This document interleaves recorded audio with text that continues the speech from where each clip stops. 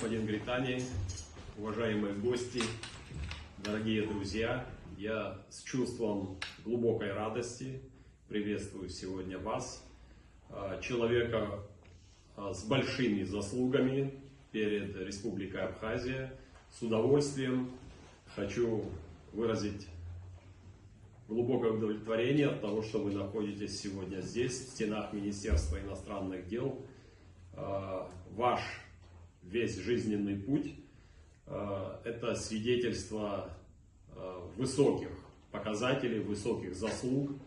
Мы хорошо знаем в Абхазии, что с 2016 года, уже без малого 10 лет, огромная часть вашей жизни, ваша деятельность направлена на укрепление дружеских связей с Абхазией, популяризацию и создание позитивного имиджа Абхазии за рубежом, в частности в Европе.